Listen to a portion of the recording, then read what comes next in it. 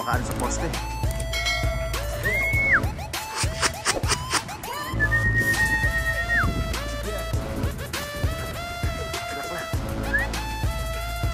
Natin.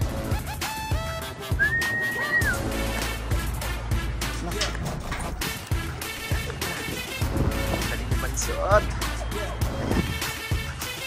Si 1870.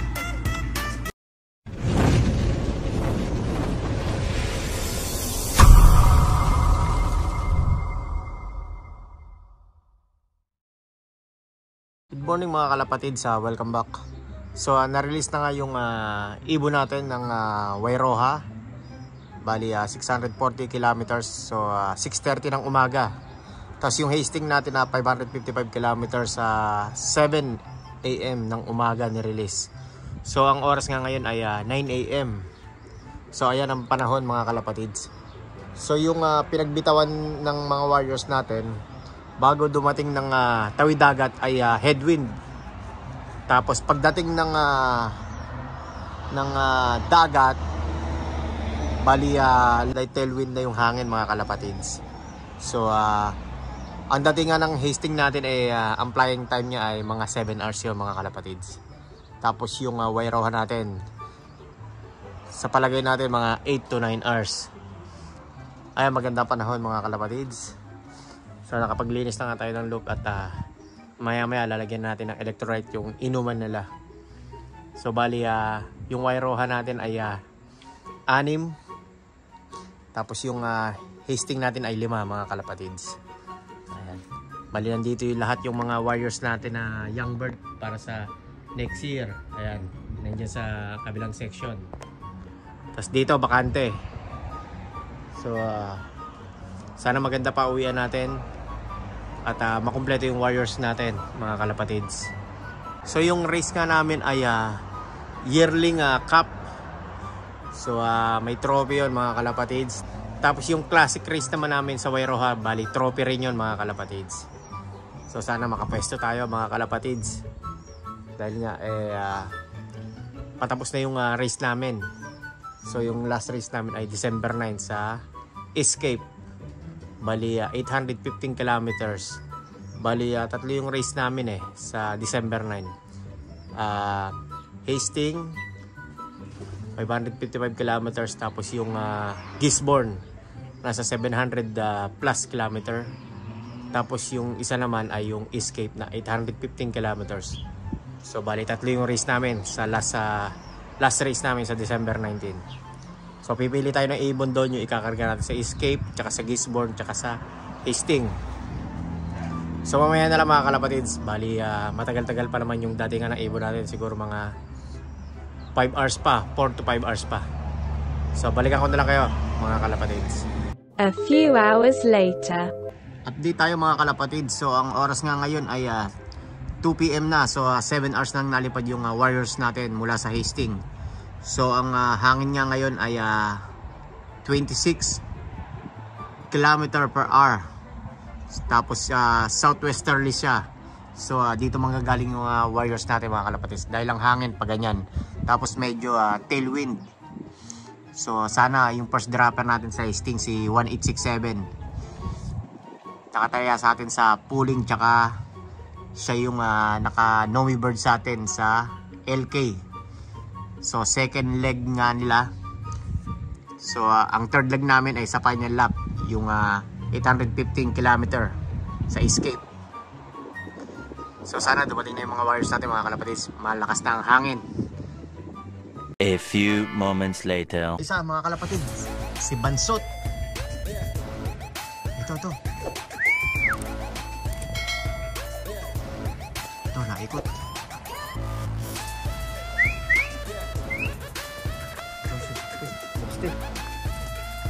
Si Bansot nga talaga, consistent.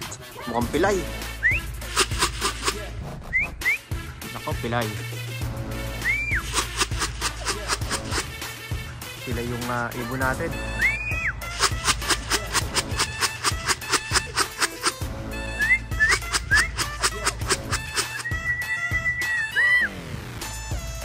Nako, umikot pa. May tama. Si Bansot natin.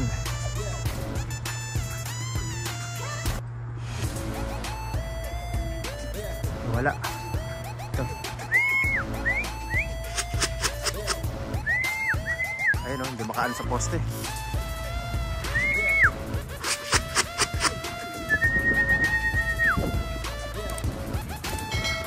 Yak na. Ito si Mansot natin.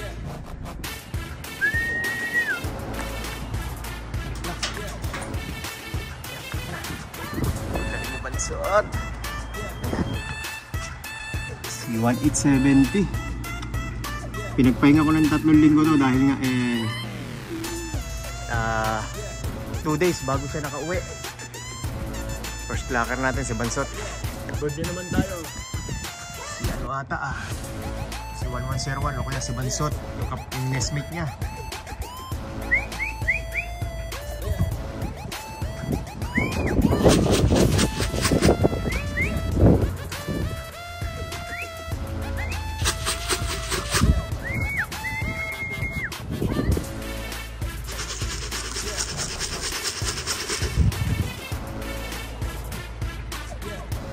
Si 1101.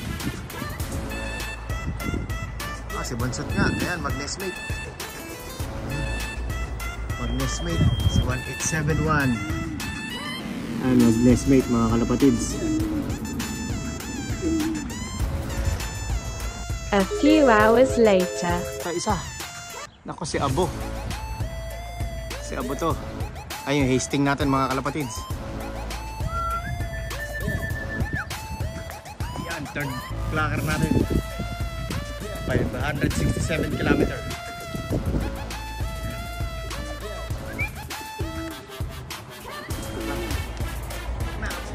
Ayan, pagod oh. Third clacker natin. Ayan, tagal oh. Malisip kalahating oras. Pasok. Sibo natin. Easting yan, 567 kilometers. So wala pa yung mayroon natin. So oras nga ay 4:31. So 10 hours 30 minutes nang nalipad yung mayroon natin mga kalapatids. Press ka muna natin.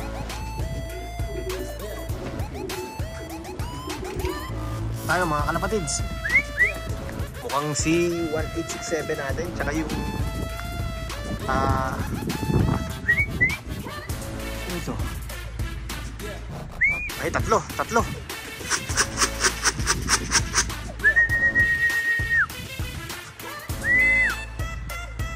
1867 natin, tsaka si 1098. Ito, si ito.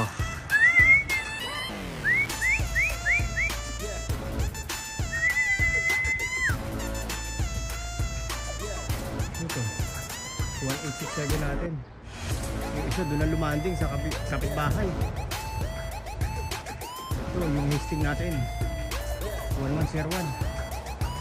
Mga kalapatids, kompleto na yung hasting natin. Ayan, yung 5 kinarga natin. Mga kalapatids, meron na pala tayong paklak sa Wairoha. So nasa loob nga tayo, hindi ko napansin. Ayan, 5:09 dumating. So almost 10 hours 40 minutes lumipad yung wakwak natin, si wakwak, from 650 plus kilometer. A few hours later. So mga kalapatid, sa update tayo sa mga warriors natin. So isa pa nga yung paklak natin sa Wairoha ng 650 plus kilometers, si wakwak.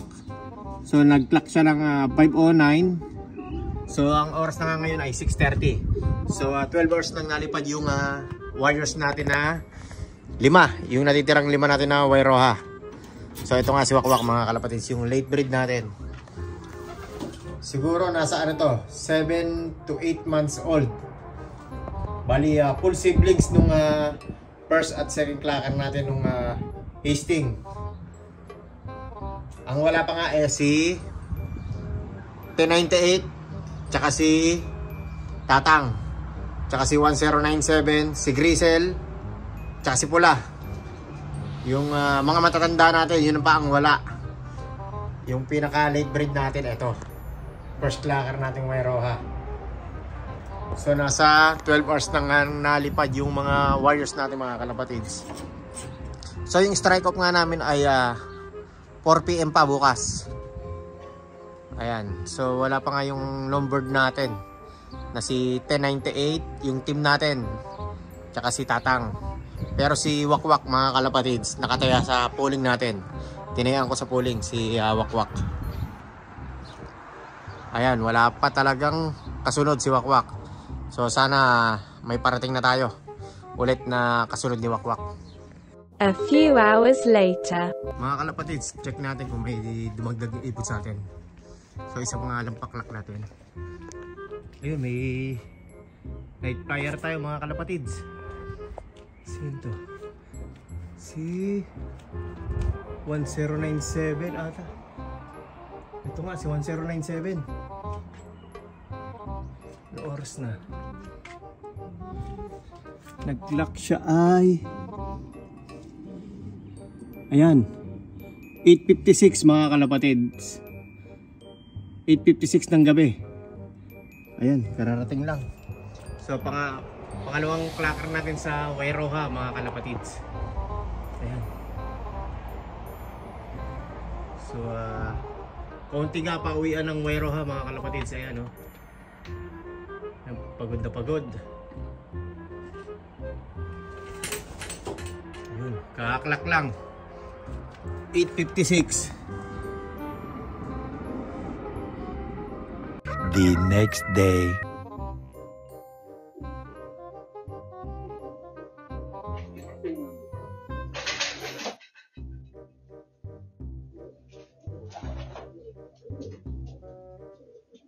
Good morning mga kalapatid. Bali next day na tayo. So may umuwi sa ating isa ngayon lang. Ito si Tatang. So bali 6:47 na ng umaga dumating. Nakita ko sa CCTV natin. Ito, namarako pa. So mahirap nga ang pauwian kahapon. Hindi lang ako yung konti ang pauwi kahapon dahil nga dun sa pinagbitawan ay headwind hanggang bago magtawid dagat. Ayan si Tatang. So tatlo pa ako lang natin, si Grisel, si 1098 tsaka si Pula. So abang pa tayo ng kulong natin na tatlo. Welcome back mga kalapatid. So next day na tong video to. So yung mga Wairoha natin, dalawa pa kulang natin. So kaninang umaga nakabalik sa atin si Tatang. Eto, bali 6:30 na ng umaga. Yan yung third clacker natin sa Wairoha. Tapos yung fourth clacker natin, ito, si Grisel. Bali 11:30 naman ng umaga umuwi. So dalawa pa kulang natin, si 1098 at si Pula. So pahirapan nga yung race namin kahapon sa Wairoha dahil headwind. Marami rin ibon na hindi nakauwi kahapon. Yung isang pansier, ang kinarga niya ay 17, tapos 7 lang nag-clock sa kanya. So cut off na nga namin ng 4 PM mamaya. So dadali na natin yung clock natin mga kalapatids. So ito yung first clocker natin ng Hastings. Ayan si 1870. Second clocker natin yung nestmate niya, ito si 1871, si Bansot. Ayan. Yan, dalawang yan, si Bansot. Tapos yung sa Wairoha natin, yung first clocker natin, ito, si Wakwak.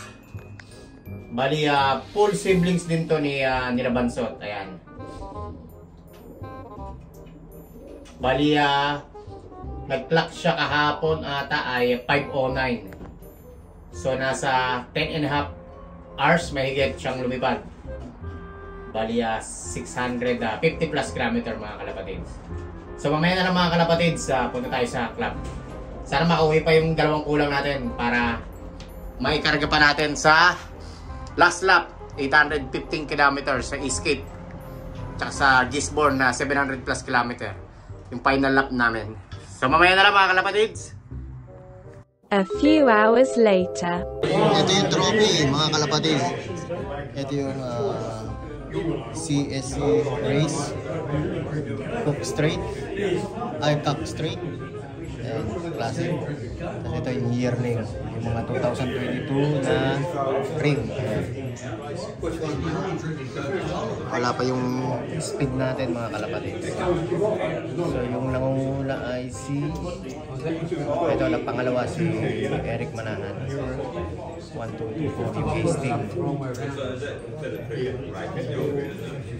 pa yung speed natin mga kalapatid. Yung Hastings 1, 2, 2, 4 ang speed. Yan yung nangunguna. Nasa Wairoha. Ito yung mga Wairoha. 1021. Yan. Wairoha yan. 1021. So wala pa yung...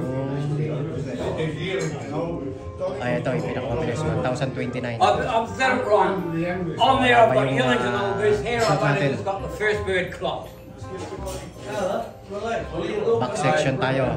They'll come out. So sana mapwesto tayo. Pero malabo tayong makakuha ng first place mga kalapatids. Ay, Wairoha natin. 2016.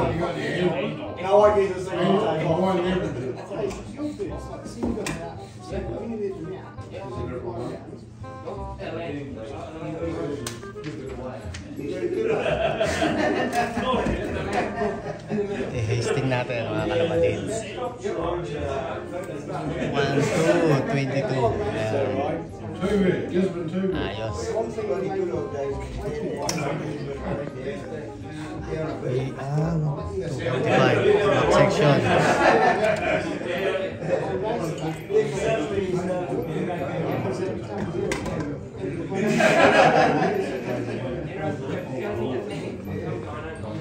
Natin.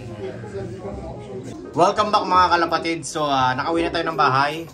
So yung result nga natin ng Hastings at Wairoha.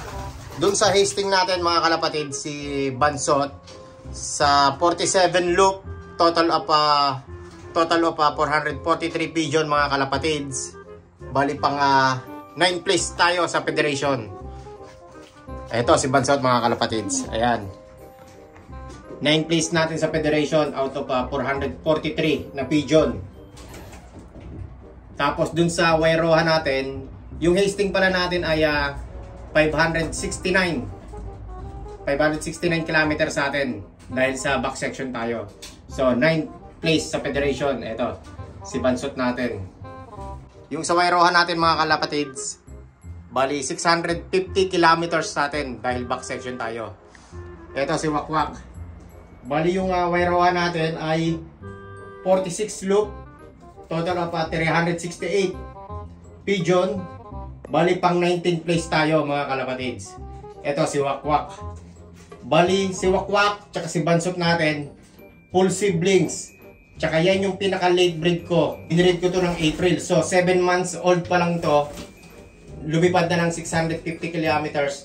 Tapos 19 place sa federation mga kalapatids. Tapos ito naman si Bansot. Late breed din natin to ng January. So nasa 10 months old. 10 months old pa lang to mga kalapatids. Ayan, 9th place sa federation. Yung Bansot natin. So maganda yung result natin mga kalapatids. So kulang pa rin tayo ng dalawa. Si 1098 natin tsaka si Pula. So next week nga ang race namin, bali Picton ulit. Nasa 290 kilometers ulit. Tapos the following week, Hastings 569 kilometers ulit. Tapos balik ulit ng kay Cora, nasa 200 plus kilometer ata. Tapos yung 15 or 16 laps namin, yun na yung 815 kilometers last lap namin, last race. So hanggang dito na lang mga kalapatids. Don't forget to like, share, subscribe. John and Danny Loop Pigeon Racing. Ingat mga kalapatids and happy flying sa inyong lahat. God bless.